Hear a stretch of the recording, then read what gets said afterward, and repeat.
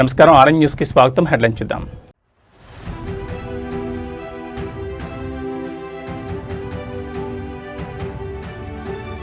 కర్ణాటకలో మంత్రి నారా లోకేష్ పర్యటన, గజమాలతో ఘన సత్కారం.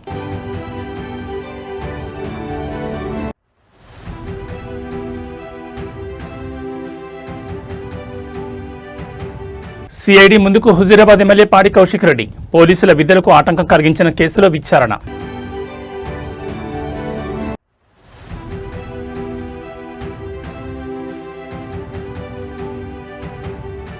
తిరుపతిలో వైసీపీ భారీ నిరసన, టీటీడీ చైర్మన్ బీఆర్ నాయుడు రాజీనామాకు డిమాండ్.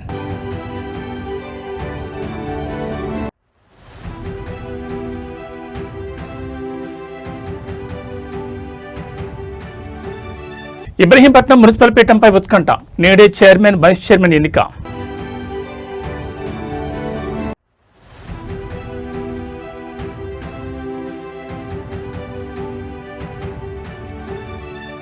ఖానాపూర్ మున్సిపల్ ఎన్నికల వేళ హైటెన్షన్, బీఆర్ఎస్ పరిశీలకుడు జోగు రామన్న హౌస్ అరెస్ట్. ఇక డీటెయిల్స్ చూస్తే ఆంధ్రప్రదేశ్ ఐటీ విద్యాశాఖ మంత్రి నారా లోకేష్ కర్ణాటకలోని రాయచూర్ జిల్లా సింధనూరులో పర్యటిస్తున్నారు. స్థానిక తెలుగు యువత ఆయనకు ఘన స్వాగతం పలికారు. గజమాలతో ఘనంగా సత్కరించారు. అనంతరం ఎంజీ సర్కిల్ నుంచి గంగావతి రోడ్ వరకు ర్యాలీ కొనసాగింది. గత ప్రభుత్వ హయాంలో చంద్రబాబును అక్రమంగా అరెస్ట్ చేయగా ఆ అరెస్ట్ నిరసిస్తూ సింధనూరులో ర్యాలీలు చేపట్టారు. ఆ సమయంలో తమకు అండగా నిలిచిన ప్రతి ఒక్కరికి ధన్యవాదాలు తెలిపేందుకు లోకేష్ కర్ణాటకకు వెళ్లారు. అలాగే సింధనూరు హోసళ్లిలో ఏర్పాటు చేసిన ఎన్టీఆర్ కాంస్య విగ్రహాన్ని కూడా ఆవిష్కరించనున్నారు. అనంతరం శ్రీకృష్ణదేవరాయ సైనిక్ స్కూల్ ప్రారంభోత్సవంలో లోకేష్ పాల్గొంటారు. లోకేష్ రాక సందర్భంగా నిర్వహించిన ర్యాలీలో కేంద్ర మంత్రులు కుమారస్వామి, సంజయ్ సేత్ పాల్గొన్నారు.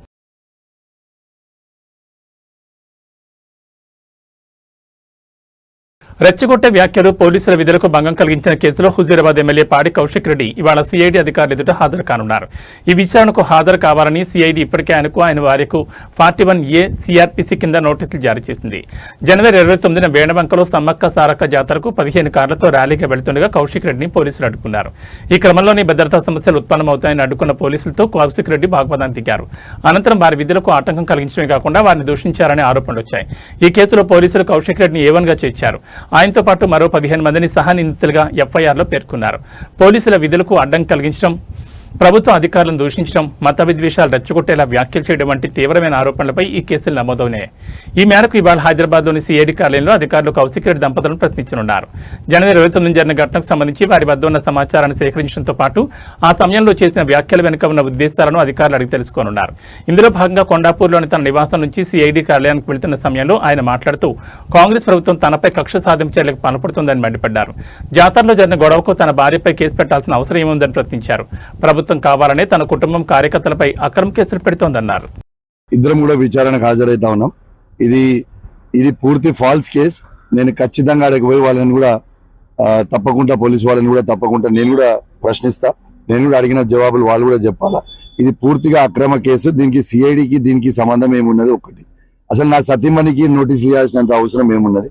దీన్ని బట్టే ప్రజలందరూ కూడా అర్థం చేసుకోవచ్చు ఈ ప్రభుత్వం ఏ విధంగా నన్ను తిరుమల తిరుపతి దేవస్థానం చైర్మన్ బీఆర్ నాయుడు తక్షణమే పదవి నుంచి తొలగించాలని డిమాండ్ చేస్తూ వైఎస్ఆర్ కాంగ్రెస్ పార్టీ ఆధ్వర్యంలో తిరుపతిలో భారీ నిరసన కార్యక్రమం చేపట్టింది. రాష్ట్ర వ్యాప్త నిరసనలో భాగంగా తిరుపతి ఇన్ఛార్జ్ భూమన అభినరెడ్డి నేతృత్వంలో పార్టీ శ్రేణులు పెద్ద ఎత్తున రోడ్లపైకి వచ్చాయి. తిరుపతిలోని ప్రముఖ తాతయ్యగుంట గంగమ్మ గుడి వద్దకు భూమన అభినరెడ్డి తన అనుచరులతో చేరుకున్నారు. అక్కడ అమ్మవారికి ప్రత్యేక పూజలు నిర్వహించిన అనంతరం టీటీడీ పవిత్రతను కాపాడాలని కోరుతూ నిరసన ప్రదర్శన చేపట్టారు. బీఆర్ నాయుడు టీటీడీ చైర్మన్ పదవికి అనర్హుడని, ఆయన తక్షణమే రాజీనామా చేయాలని వైకాపా నాయకులు డిమాండ్ చేశారు.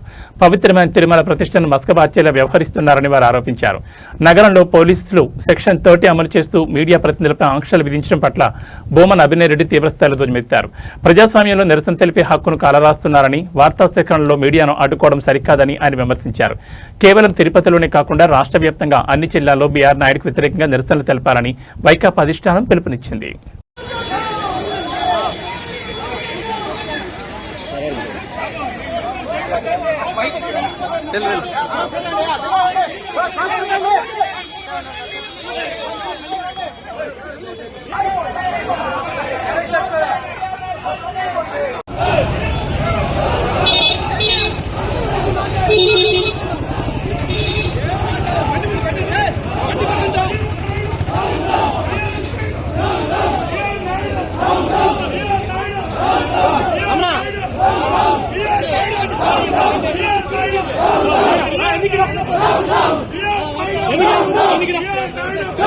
Ibrahimpatnam municipal chairman vice chairman ఎన్నికకు రంగం సిద్ధమైంది. గతంలో కాంగ్రెస్ బీఆర్ఎస్ వర్గాల మధ్య జరిగిన ఘర్షణల కారణంగా ఇప్పటికే 2 సార్లు వాయిదా పడిన ఈ ఎన్నికను తెలంగాణ హైకోర్టు ఆదేశాల మేరకు రాష్ట్ర ఎన్నికల సంఘం తిరిగి ఇవాళ నిర్వహిస్తోంది. ఈ మేరకు ఇవాళ ఉదయం 11 గంటలకు కొత్తగా ఎన్నికైన కౌన్సిలర్లు ప్రమాణ స్వీకారం చేయనున్నారు. ఇవాళ మధ్యాహ్నం మున్సిపల్ చైర్మన్ వైస్ చైర్మన్ ఎన్నిక ప్రక్రియ ప్రారంభం కానుంది. మొత్తం కౌన్సిలర్ల సంఖ్యను బట్టి బీఆర్ఎస్ పార్టీ నుంచి 13 మంది, కాంగ్రెస్ పార్టీ నుంచి 8 మంది కౌన్సిలర్లు, బీజేపీ నుంచి 1, ఇండిపెండెంట్ కౌన్సిలర్గా 1 విజయం సాధించారు. సంఖ్యాపరంగా బీఆర్ఎస్ బలంగా ఉన్నప్పటికీ గతంలో జరిగిన ఘర్షణలు, రాజకీయ సమీకరణాల నేపథ్యంలో ఈ ఎన్నిక అత్యంత ప్రాధాన్యతను సంతరించుకుంది.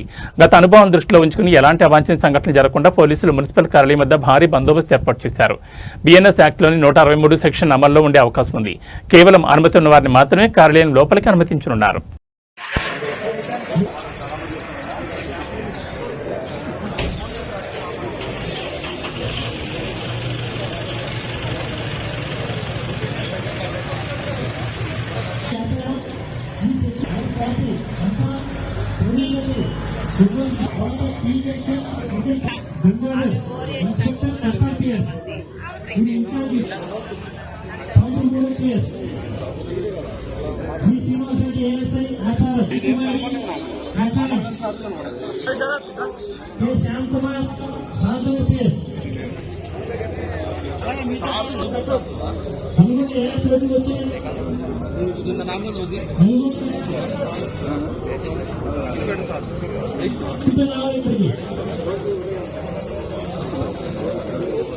ఆదిలాబాద్ జిల్లాలో రాజకీయాలు ఉద్రిక్తంగా మారాయి. జిల్లా వ్యాప్తంగా బీఆర్ఎస్ నాయకులను పోలీసులు ముందస్తు అరెస్టులు చేస్తున్నారు. మాజీ మంత్రి జోగు రామన్తో పాటు జిల్లాలోని ఇతర బీఆర్ఎస్ నాయకులను సైతం అదుపులోకి తీసుకున్నారు. రేపు జిల్లాలో సీఎం రేవంత్ రెడ్డి పర్యటన నేపథ్యంలో బీఆర్ఎస్ నాయకులను అరెస్ట్ చేస్తున్నారు. ఇదే సమయంలో ఖానాపూర్ మున్సిపల్ చైర్మన్ ఎన్నికే వేళ జరగనుంది. ఎన్నికలకు పరిశీలకులుగా జోగు రామన్ వ్యవహరిస్తుండగా పోలీసులు ఆయన ముందస్తుగా అరెస్ట్ చేయడం ఇప్పుడు చర్చనీయాంశంగా మారింది. పోలీసుల చర్యలను బీఆర్ఎస్ నాయకులు తీవ్రంగా ఖండిస్తున్నారు. ప్రభుత్వం అన్ని రకాలుగా నిర్బంధాలు గురిచేసినా తాము ప్రజా సమస్యలపై ప్రభుత్వాన్ని నిలదీస్తూనే ఉంటామని స్పష్టం చేశారు. సీఎం రేవంత్ రెడ్డి హోంశాఖను తన దగ్గరుంచుకుని ప్రశ్నించే గొంతులను అక్రమంగా అరెస్టులు చేస్తున్నారని జోగురామన్ విమర్శించారు. ప్రజాస్వామ్యబద్ధంగా జరగాల్సిన ఖానాపూర్ మున్సిపల్ చైర్మన్ ఎన్నికలను కాంగ్రెస్ ప్రభుత్వం అధికార దాహంతో ప్రభావితం చేస్తోందని మండిపడ్డారు. బీఆర్ఎస్ నాయకుల ముందస్తు అరెస్టులు అప్రజాస్వామికమని అన్నారు. ఖానాపూర్ మున్సిపల్ చైర్మన్ ఎన్నిక బీఆర్ఎస్ కు అనుకూలంగా మారడంతో కాంగ్రెస్ ప్రభుత్వం ఇటువంటి కుట్రపూర్తి చర్యలకు దిగజారిందని అన్నారు. ప్రజాక్షేత్రంలో కాంగ్రెస్ పార్టీకి గట్టి గుణపాఠం చెప్పేందుకు ప్రజలు సిద్ధంగా ఉన్నారని స్పష్టం చేశారు.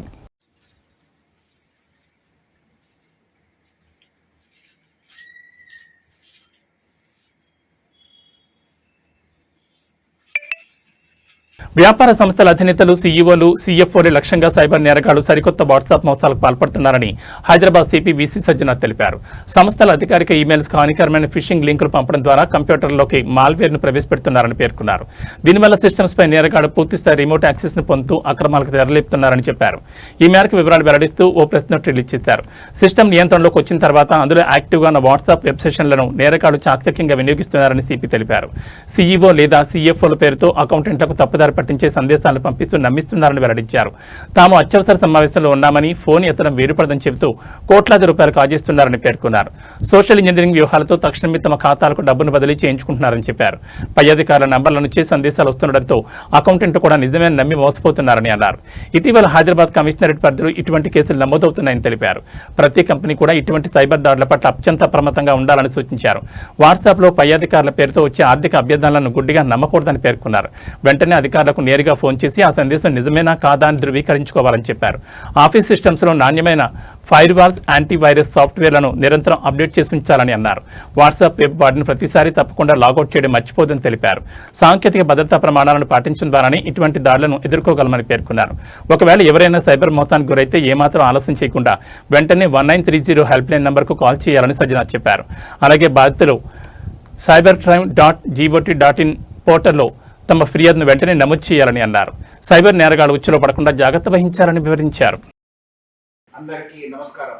ఈ రోజు ప్రపంచ వ్యాప్తంగా అందరు కూడా మనము సాంకేతిక పరంగా చాలా మన లైఫ్ ఆధారపడి ఉంది. ఎట్లా మనము దానిలో అభివృద్ధి చెందుతున్నామో అట్లానే సైబర్ క్రిమినల్స్ కూడా ఈ యొక్క సాంకేతిక జ్ఞానాన్ని మనకంటే ముందు ఉండి ప్రజలందరూ కూడా మోసం చేస్తున్నారు. ఈ మధ్యలో మనకు 2 కేసు రిపోర్ట్ కావడం జరిగింది సైబర్ క్రైమ్స్ లో. వాళ్ళు చాలా పేరు పొందిన వాణిజ్య సంస్థలు, వాళ్ళకు చెందిన అకౌంటెంట్స్ కి వాళ్ళ వాట్సాప్ లో పేరుతో ఒక మెసేజ్ రావడము, దాన్ని బిలీవ్ చేసి వాళ్ళు వాళ్ళు అకౌంటెంట్స్ ఇద్దరు కూడా కోర్టులో ఆ అకౌంట్ కి పంపడం జరిగింది. తదుపరి విచారం చేస్తే అది వచ్చిన ఒక fake message cyber criminals account కి వెళ్ళిందని చెప్పి తెలిసింది. ఒక ఇన్వెస్టిగేషన్ భాగంగా టేకప్ చేసినప్పుడు నేను స్వయంగా వాళ్ళ ఫోన్ లో చూశాను.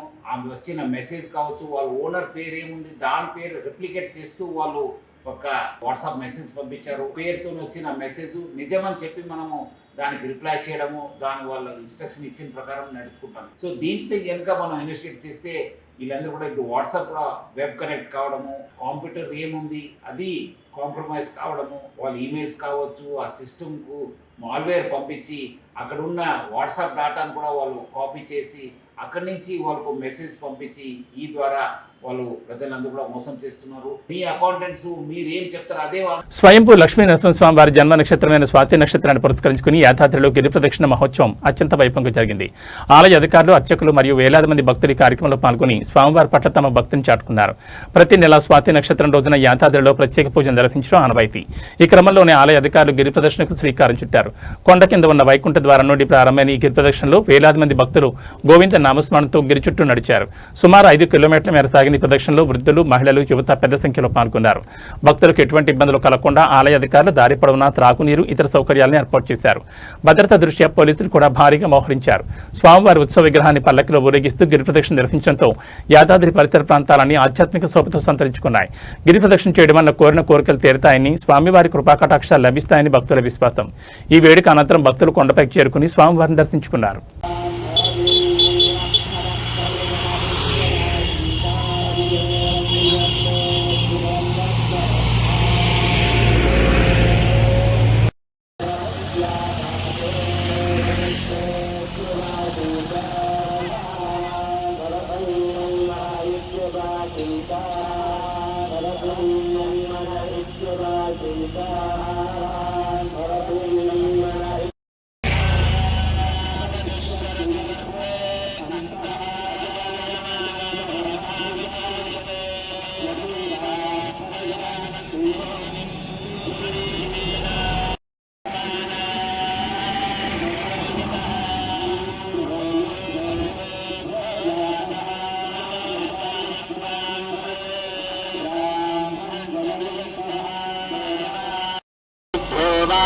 ఋషయో మంత్రకృతో మంత్రపదయః పరాదుర్వాహమృషీన్ మంత్రకృతో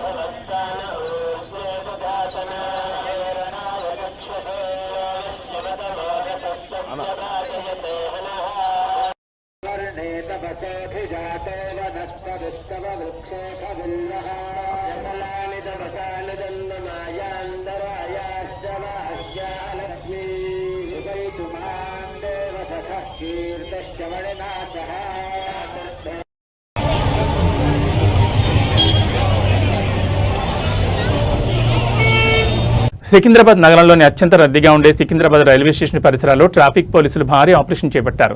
ఫుట్పాత్లను ఆక్రమించి పాదచారులకు ఇబ్బంది కలిగిస్తున్న దుకాణాలు, తోపుడు బండ్లపై పోలీసులు కూడా జొలిపించారు. సికింద్రాబాద్లోని ప్రసిద్ధ బ్లూసీ హోటల్ నుండి రేతిఫైల్ బస్టాండ్ వరకు ఉన్న మార్గంలో ఈ తొలగింపు ప్రక్రియ కొనసాగింది. ఫుట్పాత్లను ఆక్రమించిన షెడ్లు, బోర్డులు మరియు ఇతర సామగ్రిని క్రేన్ల సహాయంతో అధికారులు తొలగించారు. ఆక్రమణ తొలగింపు సమయంలో చిరు వ్యాపారులు పోలీసులను అడ్డుకునే ప్రయత్నం చేశారు. తమకు ముందస్తు సమాచారం ఇవ్వకుండా సామగ్రిని తీసివేయడంపై వారు ఆగ్రహం వ్యక్తం చేయడంతో అధికారులకు మరియు వ్యాపారులకు మధ్య తీవ్ర వాగ్వాదం చోటు చేసుకుంది. వాగ్వాదం ముదిరి ఉద్రిక్తతకు దారితీయకుండా పోలీసులు ముందు జాగ్రత్త చర్యగా భారీ బందోబస్తు ఏర్పాటు చేశారు. ఎటువంటి అవాంఛనీయ సంఘటనలు జరగకుండా పోలీస్ పహారా మధ్య ఈ ఆపరేషన్ పూర్తి చేశారు. రైల్వే స్టేషన్ మరియు బస్టాండ్ ప్రాంతాల్లో నిత్యం వేలాది మంది ప్రయాణికులు రాకపోకలు సాగిస్తూ ఉంటారు. ఫుట్పాత్ల ఆక్రమణ వల్ల వారు రోడ్లపై నడవాల్సి వస్తుందని, దీనివల్ల ట్రాఫిక్ జామ్లు ఏర్పడుతున్నాయని భావించిన పోలీసులు ఈ నిర్ణయం తీసుకున్నారు.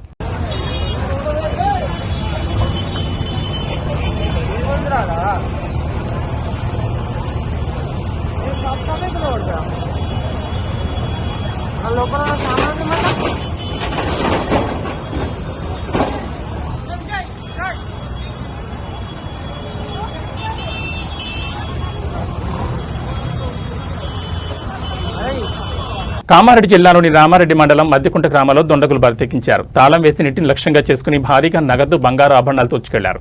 ఈ ఘటన స్థానికంగా తీవ్ర కలకలం రేపింది. మద్దికుంట గ్రామంలోని ఒక నివాసానికి తాళం వేసి ఉండడానికి గమనించిన దొంగలు అర్ధరాత్రి సమయంలో లోపలికి ప్రవేశించారు. బీరువా తాళాలు పగలగొట్టిన దుండగులు అందులో ఉన్న 3 తులాల బంగారం, 15 తులాల వెండి ఆభరణాలతో పాటు ₹1,00,000 నగదును ఎత్తుకెళ్లారు.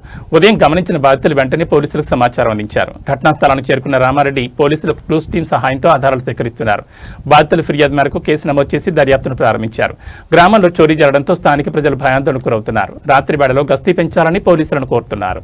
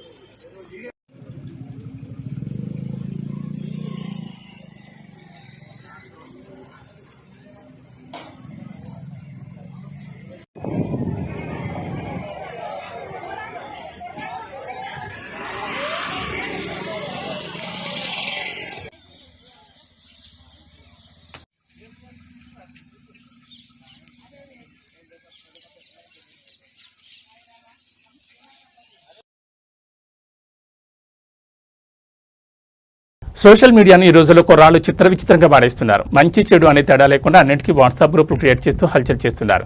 ఈ క్రమంలోనే పెద్దపల్లి జిల్లా గోదావరికంలో ఆసక్తికర విషయం వెలుగులోకి వచ్చింది. కుర్రాళ్ళు చేసిన పనికి సాధారణ ప్రజలు ఎంతకి తెగించారా మీరు అంటూ నోళ్లు వెళ్లబెడుతున్నారు. రోడ్లపై పోలీసులు తనిఖీలు నిర్వహించి తప్పించుకోవడానికి కొందరు యువకులు వేసిన మాస్టర్ ప్లాన్ రివర్స్ అయింది. వినూత్నంగా వాట్సాప్ గ్రూప్ క్రియేట్ చేసి పోలీసులకు చిక్కకుండా తిరగాలనుకున్న వారి ఆశలపై స్థానిక ఎస్ఐ నీళ్లు చల్లారు. స్వయంగా ఆ గ్రూపులోకి ఎంట్రీ ఇచ్చి వణుకు పుట్టించారు.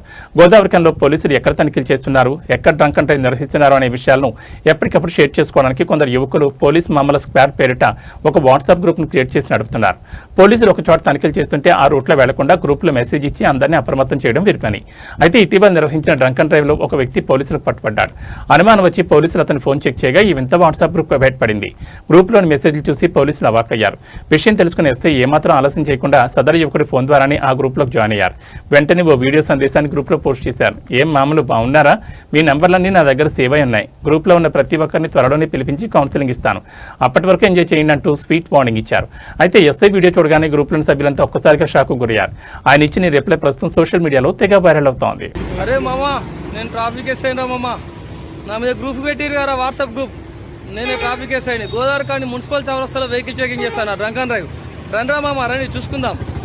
చాలా రోజులు అవుతుంది రా భయ్, నేను నా మీద మీరు గ్రూపులు పెట్టుకొని తిరుగుతున్నారు, తప్పించుకుంటారు అనే విషయం చాలా రోజుల నుంచి వెతుకుతాను, దొరుకుతలేదు. ఈ రోజు దొరికింది రా భయ్. రండ్రా భయ్, 1024 మెంబర్స్ ఉన్నారు గ్రూప్ లో, ఎవరిని వదిలిపెట్టా. మామూలు గ్రూప్ లో ఒక్కసారి నేను ఎంట్రీ కాగానే అందరు లెఫ్ట్ అయిపోతారు. మామూలు అట్లా వెళ్ళిపోకండి. మీ అందరి నెంబర్లు ఆల్రెడీ సేవ్ చేసుకున్నా, ఫొటోస్ అన్ని క్యాప్చర్ చేసుకుని పెట్టుకున్నా. అందరు ఉండండి, ఏమి ఇబ్బంది లేదు. మీ అందరితో పాటు సపరేట్ అవేర్నెస్ ప్రోగ్రామ్ పెడతాను, ఎవరు భయపడకండి.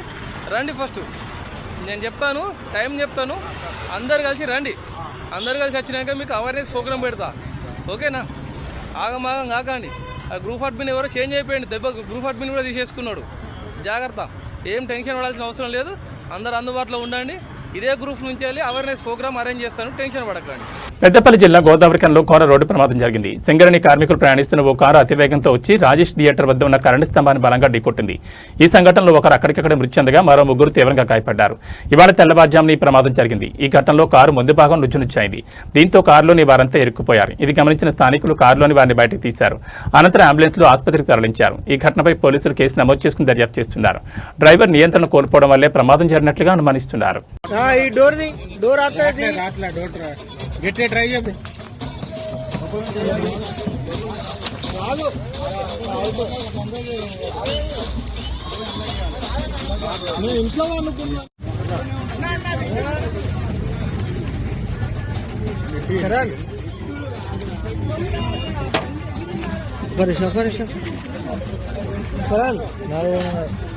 మనుషులు కాదన్నా, మనుషుల్ని అందరు బతికే ఉన్నారు.